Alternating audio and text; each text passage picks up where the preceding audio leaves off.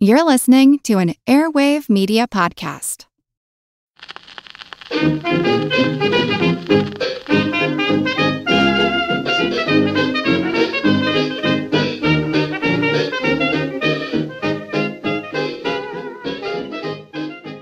Hello, delicious friends, and welcome to Who Did What Now, the history podcast that's not your history class, with me, your host, Katie Charlwood, history harlot and reader of books. Guess who hurt their back this week? Spoiler alert, 'twas I. Yes, I hurt it coming out of the car. I didn't trip or anything, my back just decided it hated me, because that's what happens when you hit your mid-30s. It was so weird. I think it's probably because I was traveling so much, and I actively try not to hold myself in weird positions, because I know, like, you try and take up less space and your muscles sort of tension, your muscles tense up, and I do that. So, yes, I think that was part of it, and I was dragging suitcases along with me, and I was running in heels, and I think all of it added up to my back going, fuck you.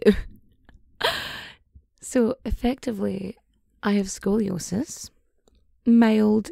It causes me pain, like a standard amount, a regular amount of pain, and it's not usually a problem, but then sometimes the back muscle spasm sometimes will hold the way up one side and make it physically impossible for me to do things. So I've been wearing like a back support to work, although somebody mentioned to me this week, they're like, technically a corset would make a very good back brace. And I'm like, oh, that's a perfect excuse for me to get corsets. And I was trying to make myself feel better by like window shopping online. And I found this amazing like PVC wiggle dress by Dead Lazy Female. And I was eyeing it up. And I decided to amuse myself by renaming my PayPal, which I had just like labelled as tip jar. But now it is the Smutty Little Dress Fund. Because I deserve a smutty little dress. So if anyone feels like donating to the Smutty Little Dress Fund so I can wear ridiculously smutty outfits on stage or in videos or for weird history harlot photo shoots, the option is there. Link in the description down below. But yeah, it's been a week and I've been exhausted. And I thought, how am I going to cover this week? And I struggled, let me tell you. I struggled because I couldn't get enough research. Because I wanted to do like a fun lesbian. Like that was my entire plan. But what I want to do, it's going to be like a 2-episode. Because there's just so much. Because she's amazing. And now I'm thinking I could do that, or I could cut it down for a live show. Because I would happily talk about slutty lesbians. Like, it's just such a good, fun time for me. And then I remembered I have a lot of research about popes. Many popes. Some good, some bad, some weird but interesting. And that brings us to today. Because, last week we had a good one. We had William Dorsey Swan. He's fabulous.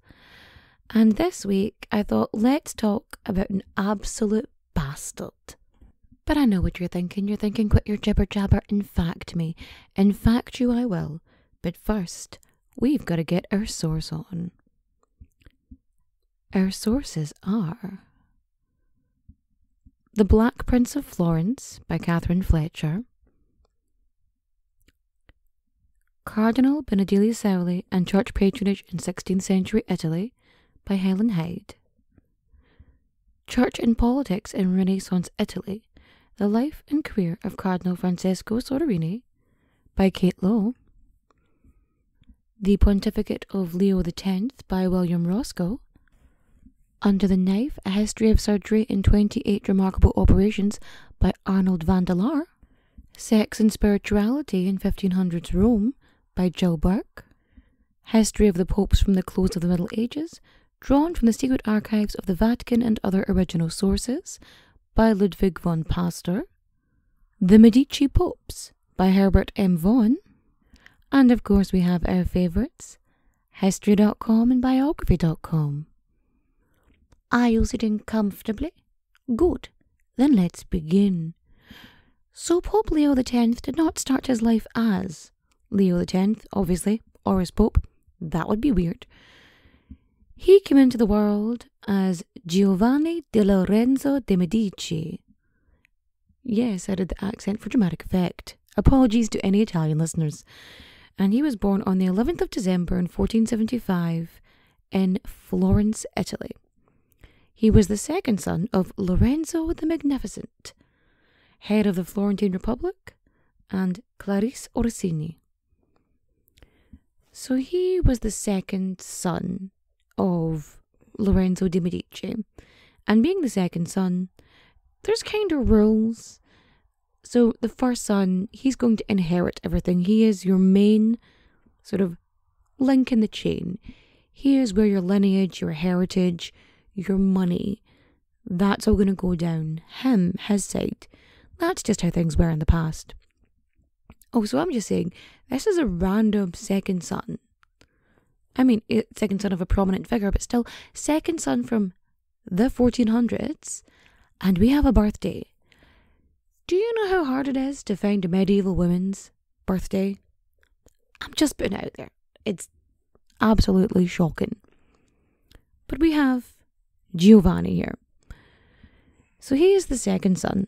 And the first son, they usually go and, run the family business or whatever. The second son usually goes into the church, because that would be an ecumenical matter. The second son usually goes into the clergy, because that's another place of power, especially in Italy. Because, Italy, as a general rule, very Catholic.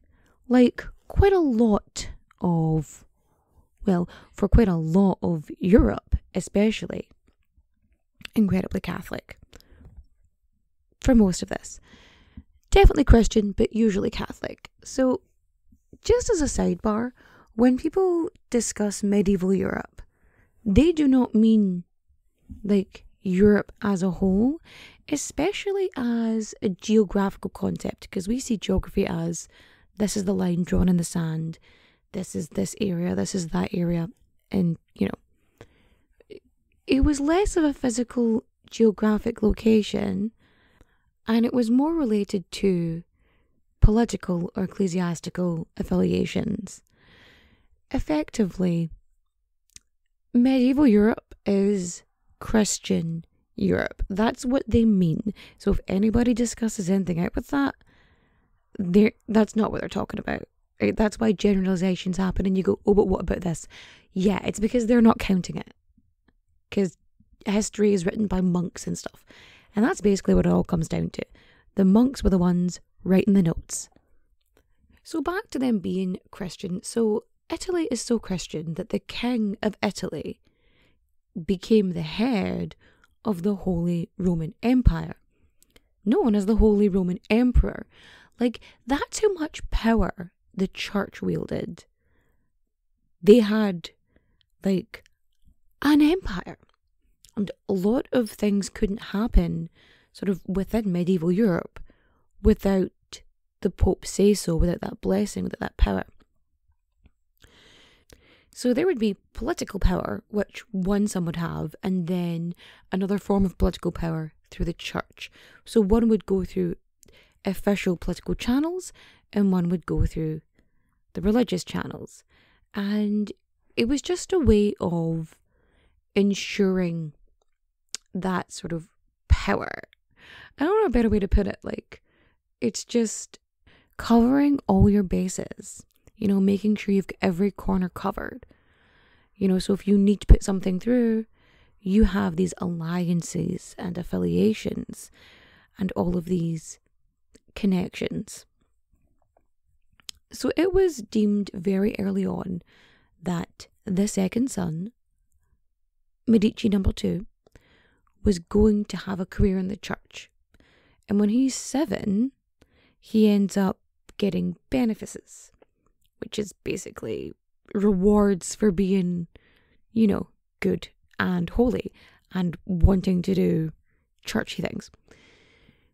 And he gets these, and his dad's like, just careful now, you don't want to get into like luxury and vices and all this kind of stuff, because you want to be like good, like a good dude. Ha ha ha. This may shock you, but that is not how this story is going to go. It's not going to go at all. So his dad, Lorenzo, being incredibly important, starts, lobbying on his behalf to Pope Innocent the Eighth to name him the Cardinal of Santa Maria in Dominica. Sorry for the accent, I can't help myself. I should probably add there's going to be a lot of nepotism in this story. Like, you think there's nepotism, you think you've seen a Nepo baby. No. There is not a level of nepotism than sort of Renaissance Italy.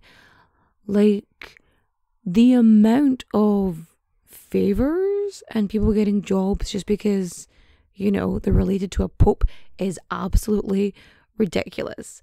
Like, this has gotten to a point where the pope has access to all this money and all this power, and they're just living it up, like, half the time. Like, I understand the concept of wanting to help your friend or relative or whatever, but there comes a point where it's not helpful and is just incredibly self-serving. But yeah, he ends up being named cardinal at age 13, which I feel is just too young to be a cardinal. Like, he doesn't become a priest. Like, and I think at this point you should be a priest first and then work your way up to cardinal. Like, isn't that how it's supposed to go? You're supposed to go up the steps, up the ladders. You'll learn your bit. But no. Not Giovanni here. No. He doesn't have to do that. Bloody ridiculous. So he's not allowed to wear like the insignia or do stuff in the college until he's 16. Like, they're like, no, you can't be doing that. Which is shocking. So he can be a cardinal as long as he doesn't like dress like a cardinal. Like, you can be in our group, but you can't wear the uniform. Bit weird. I mean, he is, a child at this point, so I get it. So, seeing as he can't be like proper full-on cardinal, he ends up getting an education at Lorenzo's court. And it is a humanist education, the same one Henry VIII had, very well-rounded education, actually. So you're learning sort of arithmetic and languages and music and dance and philosophy, like all of this stuff. I love that I threw dance in there. Everybody had to dance. The Middle Ages, like, you don't have a lot of hobbies. You don't have a lot of opportunities. Like, you got to be able to work at a party, But he gets a humanist education, and he's being taught by all of these amazing thinkers like Marsilio Ficini, Bernardo Bibbiena. Like, he is doing well. And he is studying, on top of all this, he's studying theology and canon law. So he's learning, he's working his way up. Now, when he's 16, he is formally admitted into the Sacred College of Cardinals and is allowed to live in Rome. Now, a month after he gets into the College of Cardinals, his father dies. So Lorenzo is just dead. He's gone, kaput. So Lorenzo passes away, and he has to return to Florence to go deal with the funeral and, all of those important things. So he goes and does that. And he's dealing with all that. He's grieving, I would assume. God, I hope so. It'd be bad if he wasn't. So he's doing all that. But then he has to return to Rome because Pope Innocent has died. And so a new pope needs to get elected. So he returns to the conclave and he opposes the election of everyone's favourite horrible pope, Cardinal Rodrigo Borgia, who ends up being elected as Pope Alexander VI. Because none of these popes want new names. They'll have to be the 5th, the 6th, the 12th, the 8th, blah, blah, blah, blah. Like, let's have a weird pope. Let's have a pope with a weird name like Chad. Could you imagine a Pope Chad? Oh, come on. Like, that'd be very funny. Pope Chad. Pope, I don't know. I don't know the names of all the popes. I feel like something silly would be very good, very fun. Pope Tim. Hee hee. So he opposes Rodrigo Borgia, and that doesn't work out. So he ends up heading back to stay with his brother Piero in Florence. So a lot of stuff is going on at this point. I don't know if you remember our... Now, a lot of this would have been covered in our Lucrezia Borgia episode and our Caterina Sforza episodes about all of the tumultuous crazy shit that was happening in Italy at this time. So, first we have Girolamo Savonarola. I have definitely mispronounced that name. So we have him. And he is this Puritan friar. So he's a monk, right? Think of, the High Sparrow from Game of Thrones. He's Puritan. He's a fanatic. He is a fanatical monk. Tyrannical, some might even say. Like, he is very into austerity measures, like the Tory government. And he's all about, poverty is good and pain is good and frivolity is bad, and he's just making enemies left, right and centre. Like, he's one of the reasons that the Medicis get kicked out of Florence. So he's causing all this shit. And then of course we have King Charles VIII of France, who is like invading and just causing shit again in the previous episodes. And it gets to the point where there's an uprising in Florence, and like they're super into this monk dude, and they're just sick of all the shit that's happening, and they effectively kick the Medicis out of Florence.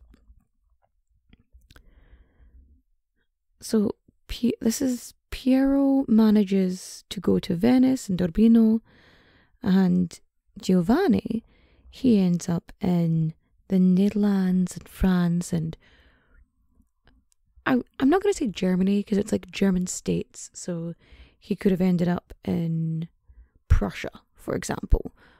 I'm not sure where exactly in Germany he was, but he was going around. He was getting about. When he's 18, he manages to come back to Rome, and he's still very young, and he is received very well by the current Pope, Pope Borgia, or, Alexander VI. And so he lives in Rome, and he's spending time getting to know like literature and art, and he's reading stuff. He's getting involved in the art scene, minus the berets and the clicking the fingers instead of clapping. So the Medici's getting kicked out, part of it was a little bit of a power play from, the Pope, because the Borgias kind of had some issues with them, here and there. And so off they went. But then Alexander VI dies. And in 1503, Pope Julius II ascends to the pontificate. And, Giovanni, pretty happy. Cardinal Giovanni there is like, that's cool. Pope Julius is cool. We're cool with Pope Julius. Everything is fine. The very same year, something good/bad, depending on your perspective, happens to Giovanni, because his brother Piero dies. So, obviously sad that his brother is no longer with him, but also, with him out the way, Giovanni is now the head of the Medici family. And Giovanni, he is getting in good with the Pope, because when he is 29, that's right, 29 years old, hasn't even hit the big 3-0 yet, hasn't even had a chance to have a quasi-life crisis. No. Barely a grey hair on any of those balls. Yeah, brought back balls again. You didn't think I was going to do it, but I did. But yeah, he's 29 and he gets appointed the papal legate of Bologna and Romagna. Basically, he's the representative of the Pope in these places. So in Bologna and Romagna, he is the Pope's dude. He is the person you talk to if you want to get a message to the Pope, or the Pope wants to get the message to you. So he's the middleman. He's Julia the guard dog. So Florence at this point is a republic and it's aligned with the French. So it's sided with them. The Medicis have been kicked out. And Pope Julius has sent Giovanni to basically deal with them. So he's been sent with a papal army to go deal with this. But unfortunately, things don't go well. So the French end up winning this battle and they capture Giovanni with their retreating forces. So even though they've won, they have suffered such a massive loss that they're just stuck. They have no choice but to just leg it back and run away. And they take Giovanni with them. He manages to escape, head back to Florence, and reestablishes the Medicis as, like, the main guys in Florence, like, the head honchos. Although his younger brother ends up taking proper control at that point. But anyway, they become the most important family in Florence. And the French get driven out of Italy. Now, Pope Julius, he is not well. His time on this mortal coil is coming to an end, and so everyone is expected to return to Rome. So then Pope Julius dies, right? And they need to elect a new pope. Now, there are considerably less cardinals there at the papal conclave in 1513 because, the French cardinals are not there because of, the whole invading Italy thing. But with the Medicis and the Sforzas and the just wild, absolutely wild.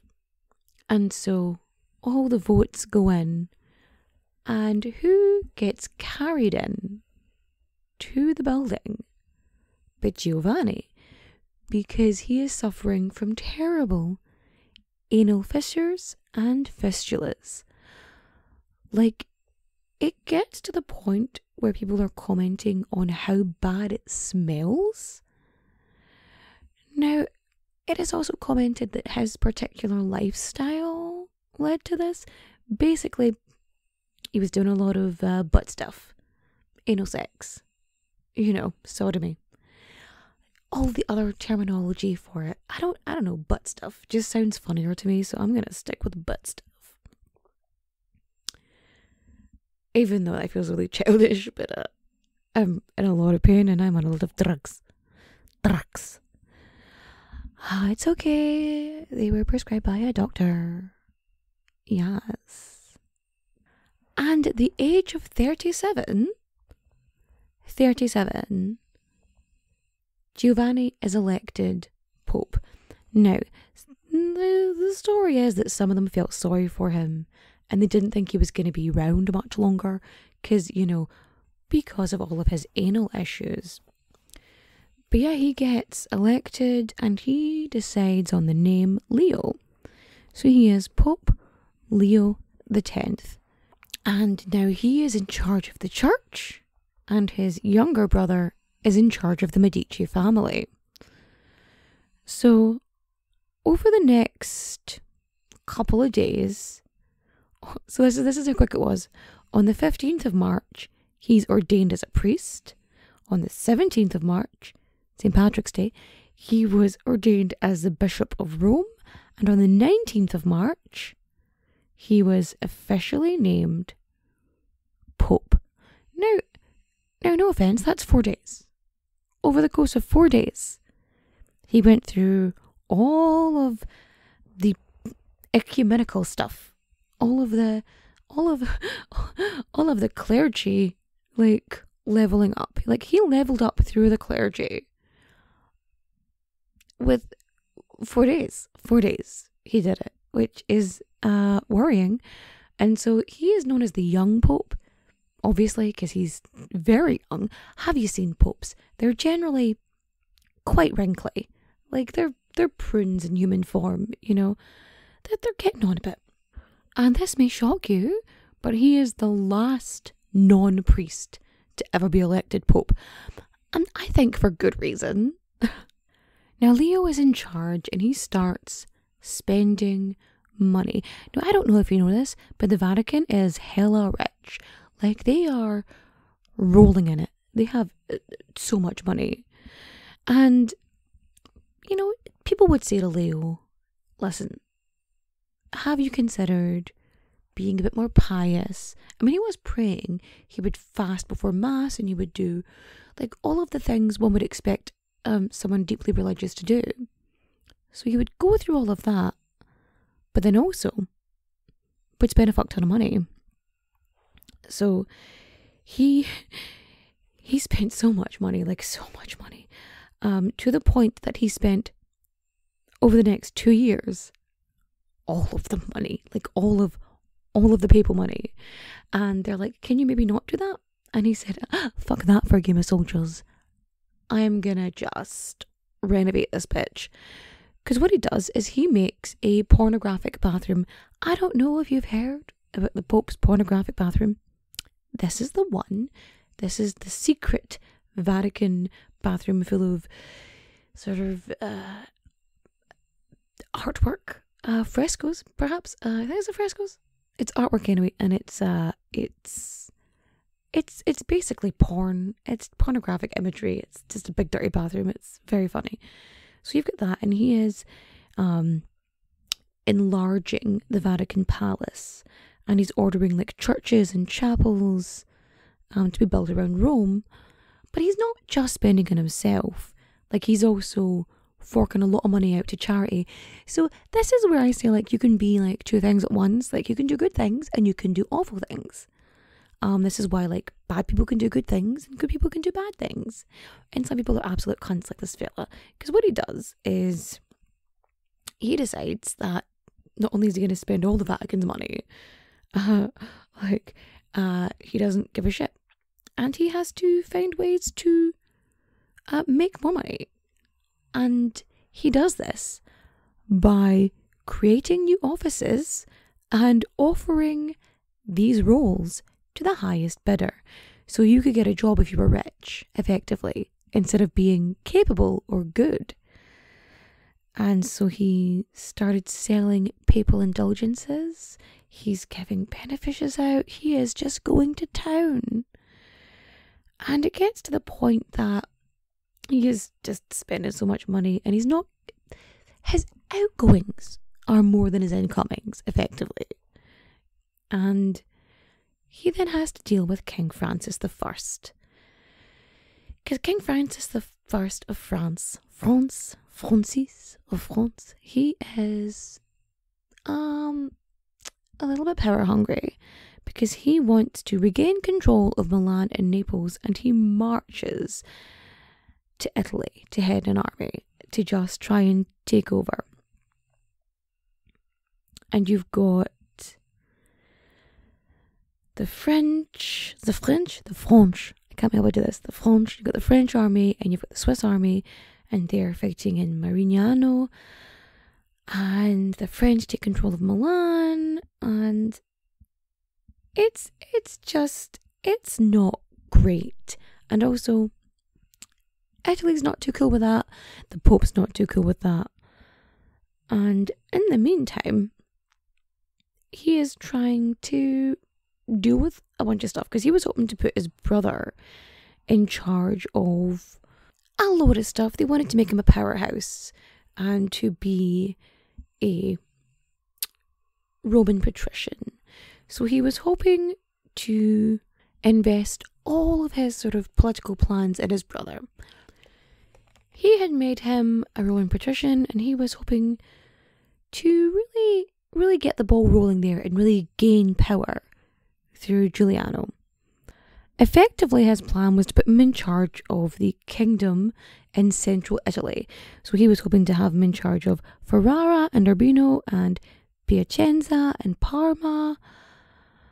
And he was just really hoping to get all this going. But then Giuliano dies, and his son, Leo's nephew, Lorenzo, I know another name that gets repeated. He's now the big boss. He's now where all those plans are going. He is putting all his eggs in one basket. So he's got plans for him. So he deals with him.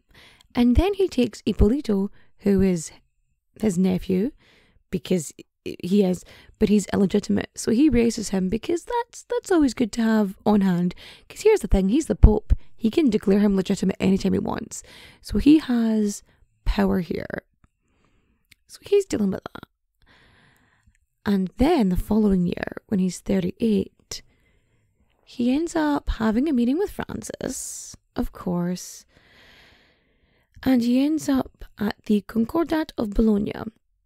And it's basically a treaty with France, where Francis I gets the right to appoint all of the churchmen in France, which sounds super fun. So we're in 1517, which is a very, very busy year for Leo. Oh my god, I forgot the elephant. Okay, so when Leo gets elected to, being Pope, he is gifted a white elephant by the King of Portugal, because he's trying to stay on his good side, obviously. And it's a big white elephant called Anon, but the Pope calls him Hano, right?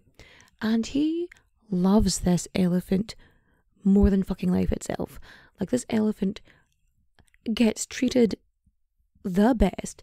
It could do tricks. It lives in a gold room.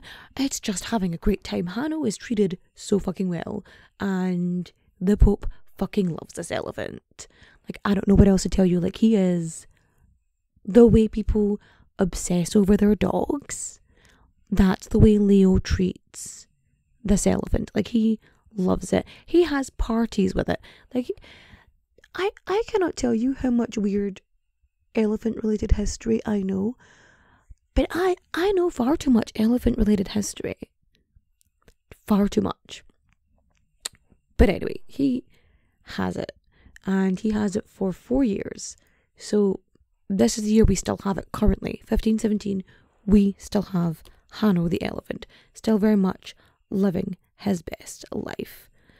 Now, the elephant is not the only thing he loves. He also spends a lot of special time with certain cardinals, certain bishops, certain friends, best friends, roommates. Wink, wink, nudge, nudge. But we'll get back to that in a moment. So what happens is Europe, Christian Europe, ends up banding together because they're so afraid of the Turks. So they are terrified they are going to be overrun by the Turks. As if they haven't just been like invading all of these other countries and trying to like enforce, Catholic dogma upon them. Like, as if that's not a thing. When that was very much, a millennia of things, It's wild. So there is this like peace between like France and Spain and the Habsburg monarchy and Venice, and because they were like want to fight against, the Turks, because again they're worried about someone doing to them what they did to other people. Oh no, if it isn't the consequences of your own actions. We shame. So yeah, they end up doing that, and then there's a little bit of peace for a while. But then of course you have Henry VIII, who's like consistently in a deck measuring contest with the King of France. Like, him and Francis are just like wasting money trying to screw each other over. So Leo here manages to get 150,000 ducats in order to like help Henry VIII in order to enter the Imperial League of Spain and England against France. Like, they're just trying to fuck it over. And this war lands from, like, February to September that year. But it does help. It brings up Lorenzo. He manages to get up and does well for himself.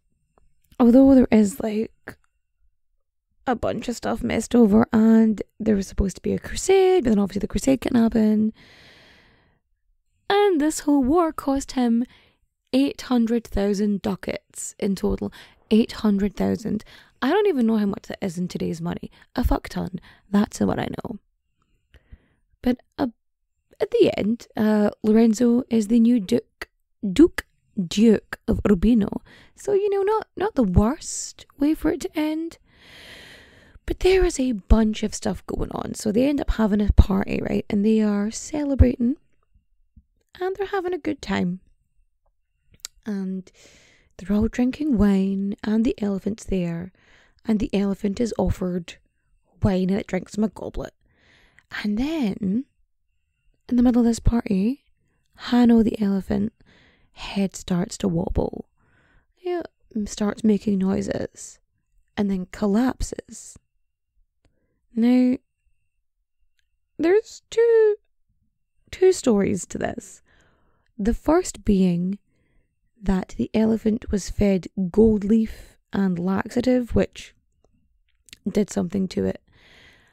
And the other is that the elephant was provided poisoned wine. Because the wine that the elephant Hanno drank was supposed to be like celebratory wine for, the Pope and his pals. And so Leo starts getting suspicious. Who, out of everybody, was going to do that to him? But Leo sees what's happening and he decides to tell people that someone is planning to murder him. And he has a reason for that.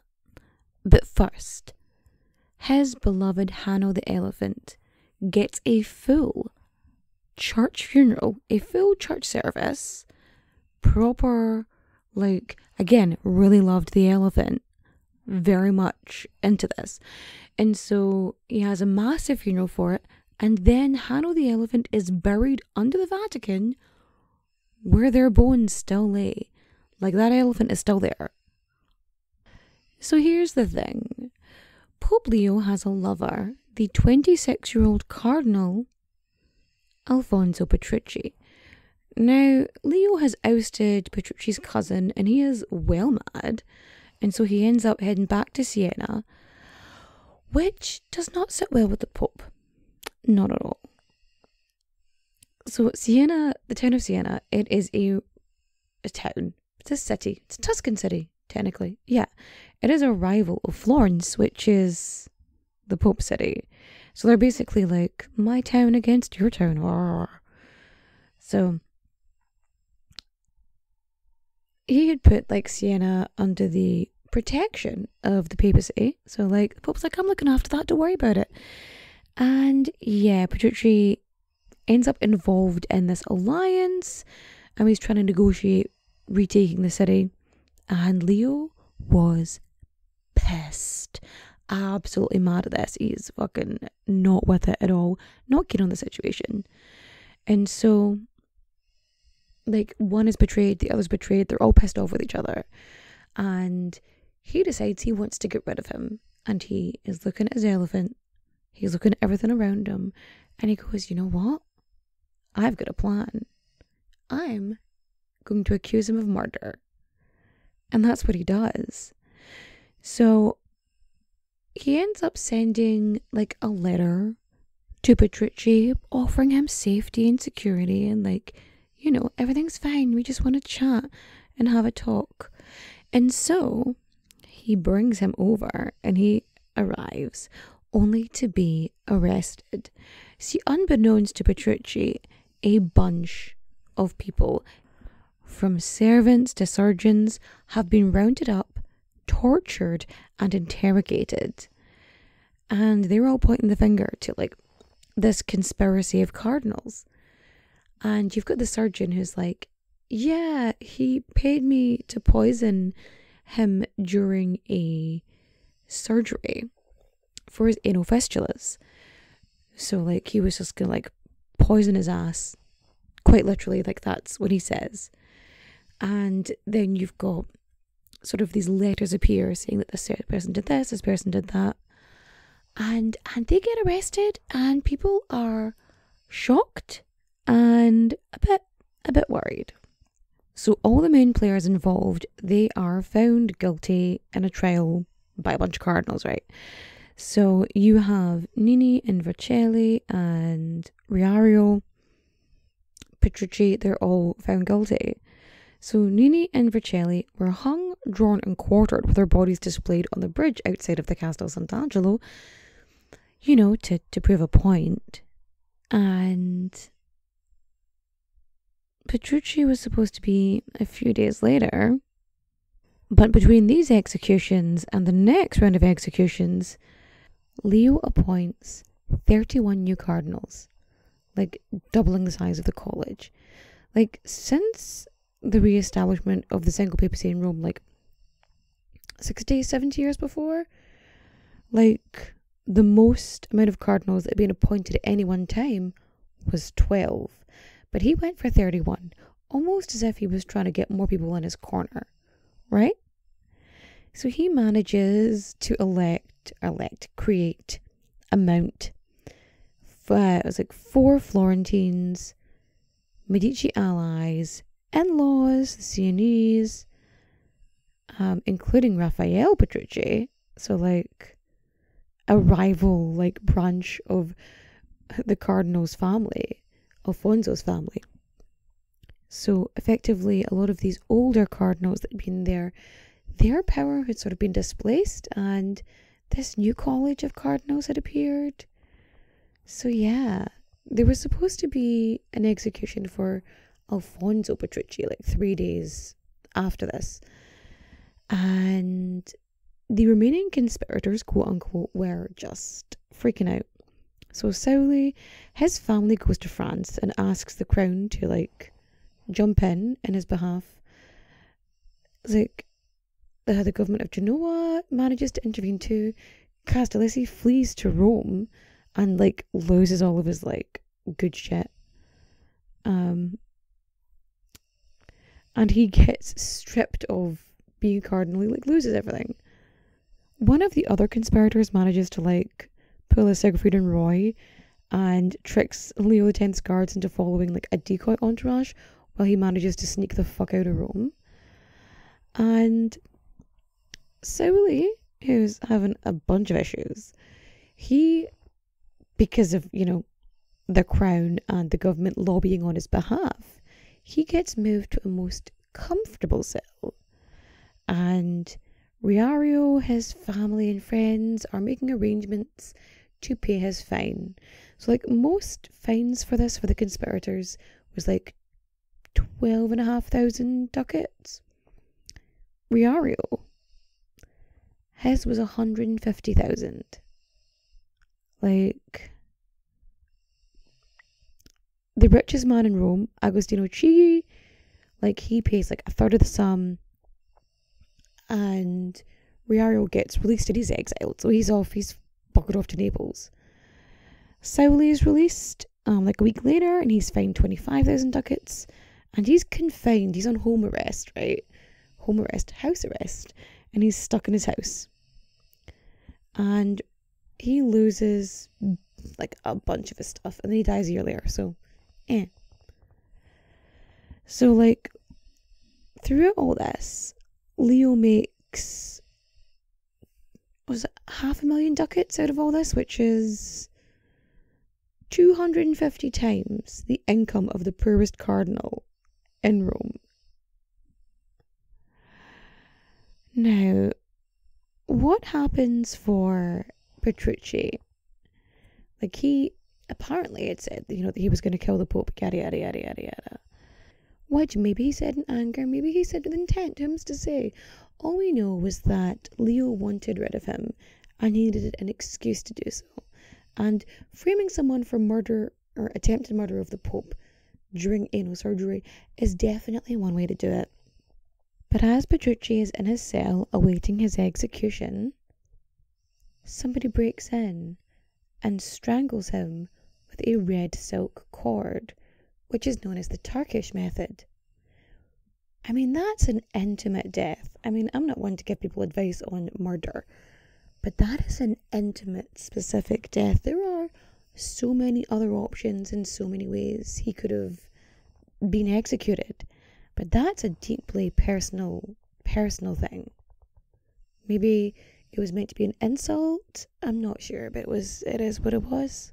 Now again, we're still in 1517, and there is a lot of stuff happening. So some of you may know 1517 for a very particular reason for the church, and it's because Martin Luther, he takes his 95 theses and he nails them to the church door in Germany. See, 7 years before, Martin Luther had actually come to Rome and then seen all the sort of wanton luxury and all of the nepotism and the scheming and just the awfulness, he thought, because he was like, this is not good, this is all too much. And so, like, Leo and Martin Luther, they had not done well. Leo had ended up actually excommunicating Martin Luther, which is weird. Do you know how hard it is actually to get excommunicated? Like, it is so hard to be excommunicated by the church.